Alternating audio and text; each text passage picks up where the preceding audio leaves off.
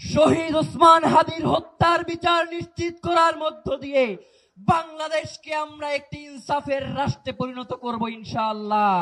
এই রাষ্ট্রে সংস্কারগুলো বাস্তবায়ন করা না হয়, এই রাষ্ট্রে জুলাইকে অস্বীকার করা হয়, তাহলে এই রাষ্ট্রে যারা ক্ষমতাসীন রয়েছেন তাদেরকে আরেকটি ৩৬শে জুলাইয়ের জন্য প্রস্তুত থাকতে হবে।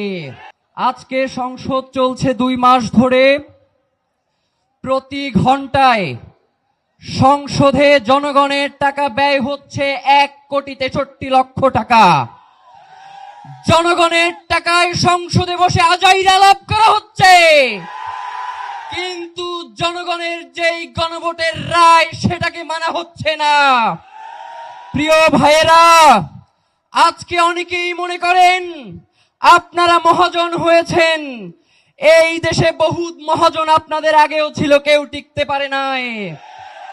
সুতরাং আপনারা যদি মনে করেন নতুন মহাজন হয়ে এই দেশের মানুষের উপরে জুলুম নির্যাতন করবেন, তাহলে আপনাদের সাবেক মহাজন যে দিল্লিতে বসে আছে তার সাথে আগেই কথাবার্তা বলে কোথায় গিয়ে থাকবেন সেটা পরিষ্কার করেন।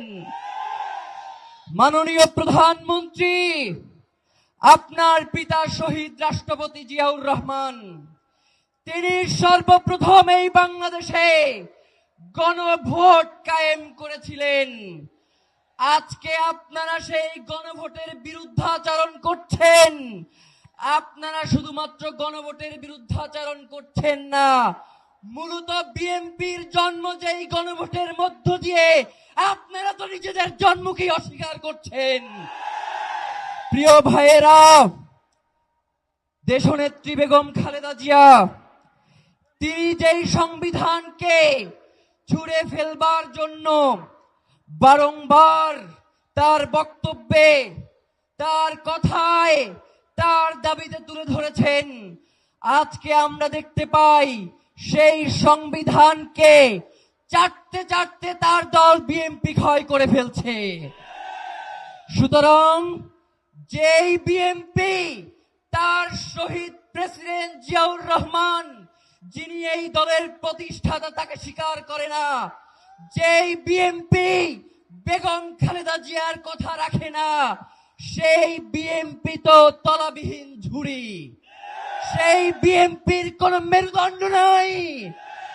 যদি সেই বিএনপি বাংলাদেশে অরাজক পরিস্থিতি তৈরি করতে চায়, তাহলে আপনাদেরকেও আমরা বলে দেই, আমরা নতুন করে এমন রাজনীতি শুরু করব যেই রাজনীতি হবে আপনাদের দলের প্রধান জিয়াউর রহমান এবং বেগম খালেদা জিয়ার রাজনীতি। প্রিয় ভাইয়েরা, আমরা পর্দার আড়ালের কোনো শাসন দেখতে চাই না। আমরা জনগণ যাদেরকে ক্ষমতায় বসিয়েছি, প্রধানমন্ত্রী বানিয়েছি, আমরা তাদের সাথে সরাসরি কথা বলতে চাই।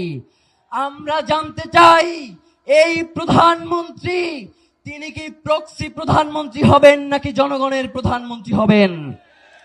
তিনি কি জনগণের কথা বলবেন নাকি তাকে সেট করে দেয়া হয় যেই কথাগুলো সেই কথাগুলোই তিনি বারংবার বলবেন? প্রিয় ভাইয়েরা, যদি এই রাষ্ট্রে গণভোটের রায় মানা না হয়, এই রাষ্ট্রে সংস্কারগুলো বাস্তবায়ন করা না হয়, এই রাষ্ট্রে জুলাইকে অস্বীকার করা হয়, তাহলে এই রাষ্ট্রে যারা ক্ষমতাসীন রয়েছেন তাদেরকে আরেকটি ৩৬শে জুলাইয়ের জন্য প্রস্তুত থাকতে হবে। প্রিয় ভাইয়েরা, শহীদ ওসমান হাদি এই কথাগুলো অত্যন্ত স্পষ্ট ভাষায় বলতেন। আমাদের তো মনে হয় ইলেকশনের পরে আপনারা যে এই ধরনের আচরণ করবেন এইটা ইতিপূর্বেই আপনারা ঠিক করে রেখেছিলেন।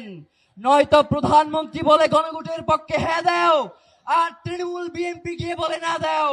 তার মানে এইটা পূর্ব পরিকল্পিত ঘটনা ছাড়া আর কিছুই নয়, যার কারণে শহীদ ওসমান হাদিকে বাংলাদেশ থেকে সরিয়ে দেওয়া হয়েছে। সুতরাং শহীদ ওসমান হাদির হত্যার বিচার নিশ্চিত করার মধ্য দিয়ে বাংলাদেশকে আমরা একটি ইনসাফের রাষ্ট্রে পরিণত করব ইনশাআল্লাহ।